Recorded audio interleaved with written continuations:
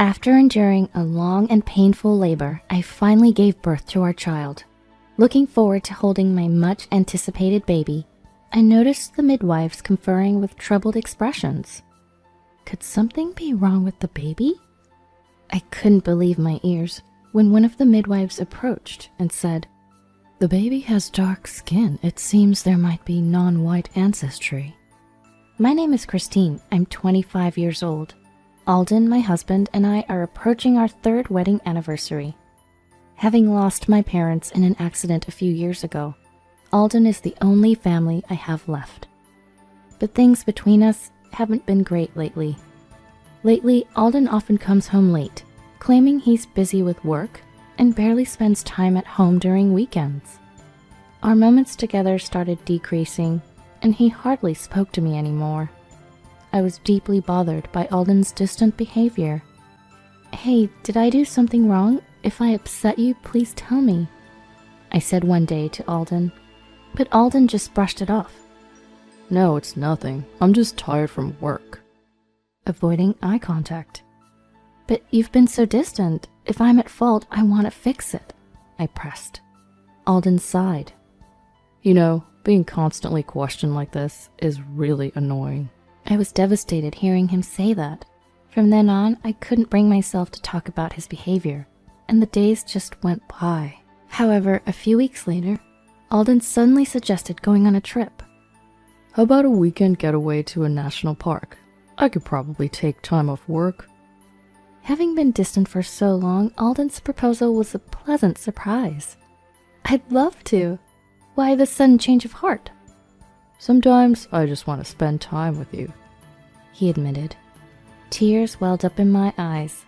I was secretly hoping that this trip might bring us closer again.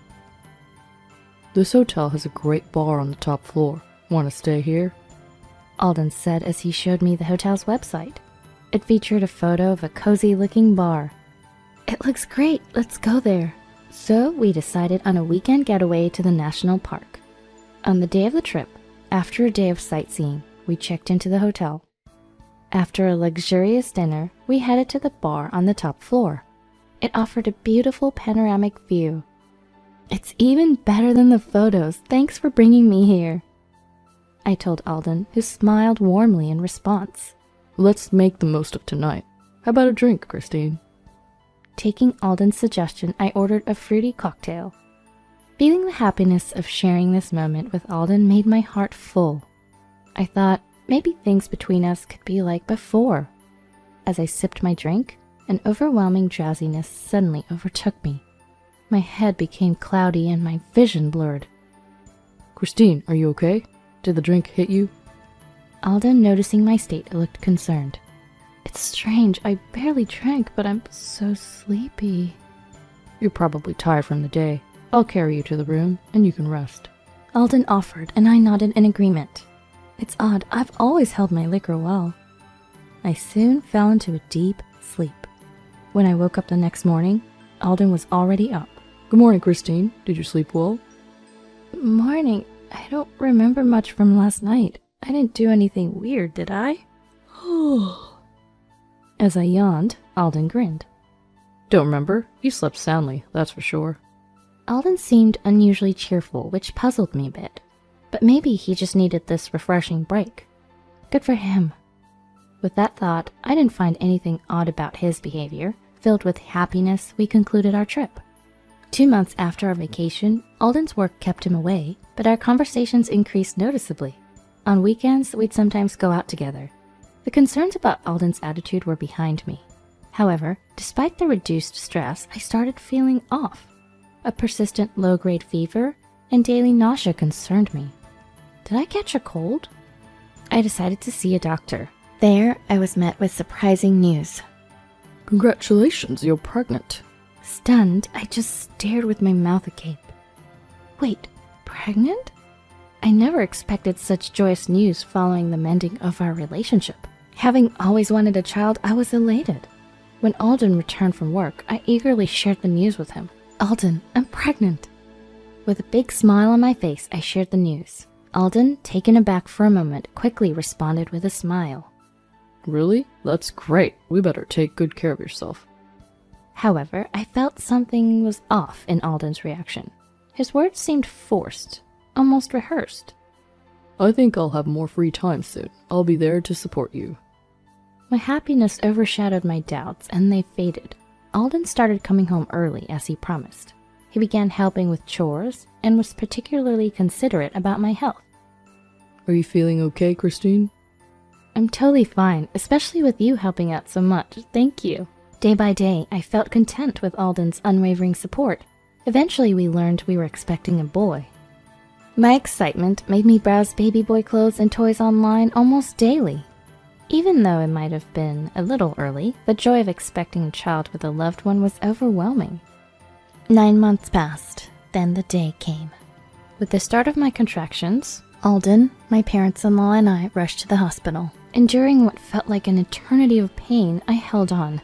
After what must have been hours, I suddenly felt a decrease in the pain. And then, I heard the baby's cry. He's healthy and he's here. Relief washed over me and I felt my strength leave my body. With my eyes closed, I waited for the midwife to say, "You have a healthy baby boy." But no words came from her.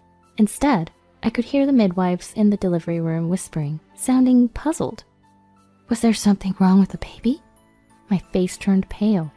But the next words from the midwife were beyond anything I could have imagined. Excuse me for asking, but your husband is Caucasian, right? Caught off guard by the unexpected question, I replied, "Yes, my husband is Caucasian and there's no history of any foreign ancestry in our families." The midwife hesitated. Is there something wrong with the baby?" As I asked hesitantly, the midwife finally spoke. The baby has dark skin. I believe there might be non-Caucasian blood. Dark skin? I was in shock, trying to comprehend what she was saying. But when the midwife showed me my child, it was undeniable. The baby's skin was dark, clearly indicating mixed race ancestry. How was this possible? I was completely bewildered. Suddenly, angry shouts from outside the room broke the silence. What did you do, Christine? Did you have an affair? Answer me. It seemed the midwife had shared the situation with my father-in-law, and he was now banging on the delivery room door. Please, she just gave birth. Calm down. The midwife tried to control the situation. After his voice faded, Alden entered the room, his face expressionless. "Alden, it's not what you think. I swear I didn't do anything." As I pleaded, Alden looked at me and coldly said, "So, you had an affair. But you got lonely while I was working. We're getting a divorce, and I'll make sure to claim damages." Alden looked at me with a cold expression, but to my astonishment, a chilling smile appeared on his face. Alden was laughing. "Alden?" The moment I called his name, his expression returned to its former coldness. Just leave everything to the lawyers, and never show your face to me again. With that, Alden left the delivery room. Why? Why is this happening? I've never had an affair. I have no memories of any indiscretions, not even in a drunken state. I never even dined out alone when Alden was away for work. Felt like my mind was a whirlwind. Why? Why is this happening? All I could do was clutch my head in overwhelming confusion. Subsequent DNA testing confirmed that the baby wasn't Alden's. Upon my discharge from the hospital, Alden immediately presented me with divorce papers. Once I gather evidence of your affair, expect to pay for it, he said coldly. After that, he left our home. The house was under Alden's name, which meant I'd soon need to leave too. How did it come to this? This can't be right. Desperate for answers, I thoroughly researched every possible explanation for my baby's skin color. Could it be a genetic mutation? Maybe a distant relative from a different race? But no matter what I discovered, the DNA results remained a significant barrier. Every day was a struggle, unable to prove my innocence.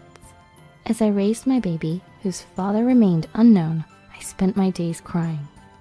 To make matters worse, my in-laws barged into my house daily, hurling insults and accusations at me. You ungrateful wretch. After all the sympathy and support we gave you after your parents' death, you repay us with this. I didn't do anything. Why doesn't anyone believe me? No one believed a word I said, and my spirit was nearing its breaking point. 2 weeks had passed since Alden left our home. There was no contact from him, even though he'd said he would gather evidence before demanding compensation, and for good reason. I hadn't committed any infidelity, so there would be no evidence to find. Lately, I had begun to harbor doubts about Alden. The smile he showed in the delivery room just didn't sit right with me. Could Alden be behind all this? No, that's impossible, right? If Alden had plotted something, I had no clue why or how he would. I shook my head, trying to shake off the absurd thoughts. Maybe some fresh air would help clear my mind. Come to think of it, I haven't really been out much lately. I've been living in fear, worried that the news had spread in the neighborhood, or that I might run into my in-laws. If I stayed cooped up any longer, I'd just sink deeper into despair. So I decided to take my baby out in his stroller. The sky was a clear blue, and the fresh air felt revitalizing. It felt like ages since I last stepped outside. If I knew it would be this refreshing, I would have done this earlier. Lost in those thoughts, I took a walk in a quiet park. In the stroller, my baby was sound asleep. You did nothing wrong. I'm sorry you got tangled in our issues, I whispered, gently caressing my baby's head. Having completed a lap around the park and feeling thirsty, I decided to step into a nearby cafe. I settled into a seat that I was shown to and ordered an orange juice.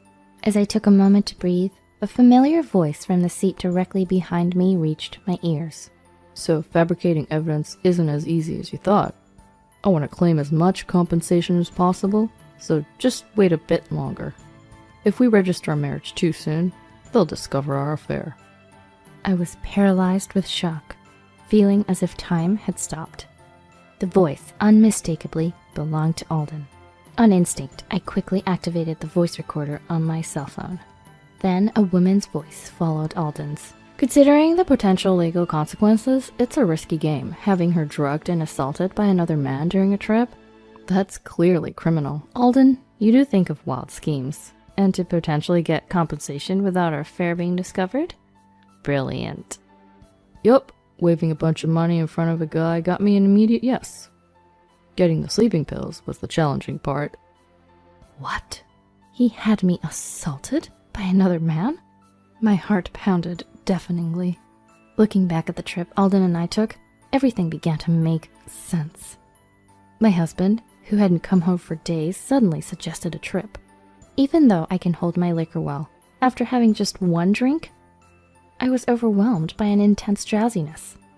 All the pieces fit, and a nauseating realization hit me. Alden had deceived me, tricking me into carrying another man's child, and played the role of a good husband right up to the birth. And he didn't even care about the fate of the child about to be born. Barely suppressing my urge to confront him there and then, I clenched my fists. Alden, I will never forgive you. Boiling with rage, I clenched my fists tightly. I waited for the two of them to leave the cafe and managed to snap a photo of them. With that, I headed straight to the police station. Can you please listen to this? The overwhelmed me didn't know where to start, my voice shaking. Although initially surprised, the policeman promptly escorted me further inside. After listening to the entire recording, a compassionate policewoman said, "It must have been tough, being accused of something you didn't remember and no one believing you. It's okay now. Leave this to us." Tears welled up in my eyes. Thank you so much. Days later, the police, armed with the evidence, issued arrest warrants for Alden and the man he had involved. Policemen apparently stormed the residence where Alden was living with his mistress. Immediately after, Alden called me. Hey, Christine, what the hell is going on? There are policemen at our house. It's you who had an affair, right? Just because you don't want to pay compensation, you pull a stunt like this? Alden ranted over the phone. From behind Alden, I could hear a voice desperately trying to calm him down, saying, "Put your phone down." It was probably one of the policemen. Alden, probably shaking off the officer, continued shouting, with sounds of a struggle reaching me. Who played dirty here? Your actions were clearly criminal, and you didn't think about the life being brought into this due to your selfish desires. You're just despicable. In a fiery retort, I shot back, and Alden continued to shout, his voice almost breaking. Feeling almost on the brink of insanity, his voice became so garbled I could hardly understand what he was saying. Then a loud crash echoed, and suddenly the other end of the phone line went silent. Curious, I strained my ears to listen. After a brief pause, I heard a policeman's voice. What the heck are you doing? This is obstruction of justice. No, I didn't mean to. Alden's voice trembled. You've got blood on your head. Get him to the hospital now. Hey, you, settle down. The policeman yelled at Alden. It seemed that Alden had shoved the policeman, causing an injury. No, I haven't laid a finger on Christine. I didn't do anything. I'm innocent, right? Alden sounded desperate, but the policeman swiftly shut him down. You tried to deceive the victim and claim compensation, right? That's a clear fraud. We're arresting you on charges of fraud. No, I didn't mean to commit fraud. It's true, believe me. You have the right to remain silent. Do you waive that right? The officer recited, ignoring Alden's pleas. Wait, I only wanted a smooth divorce. I never imagined it would come to this. Alden's voice was pitifully shaky. Come on, Christine, help me out, please. I apologize, okay? Deep down, I truly love you. Let's start over and then we can surely... I felt something snap within me as Alden continued. I never want to have anything to do with you again. Reflect on your actions behind bars. Hey, Christine, wait, Christine! I hung up without waiting for his response. In the corner of my room, my baby was peacefully asleep. Following the incident, the biological father of the child and Alden were quickly arrested. At the trial, Alden faced multiple charges, including fraud, drugging me with sleeping pills, and orchestrating the entire scheme. It seems he's destined to spend the rest of his life behind bars. On top of that, Alden was ordered to pay me a lump sum as compensation, and his wages from prison work would be garnished. In a twist, the other woman was also arrested. The voice recording I provided had captured her voice, and the testimony from the arrested man made it clear she had assisted Alden in his crimes. And so, all three who deceived me faced legal consequences, bringing closure to the incident. The child born as a result of this event was decided to be given up for adoption through the Child Welfare Agency. It seems the arrested man's home country has strict religious views on pregnancy and abortion. When he eventually leaves prison and returns to his home country, he'll likely face severe repercussions. I was reassured that the baby would be raised in a distant place, far removed from all this drama. On my end, I decided to return to my late parents' hometown. After Alden's arrest, my in-laws deeply apologized and proposed we live together, but I wanted nothing to do with them anymore. Surrounded by familiar faces and places, I yearned to heal my emotional wounds. Now, enveloped by childhood friends and distant relatives I hadn't seen in years, I'm enjoying peaceful days. I hope someday to meet someone who truly loves me and build a warm family together.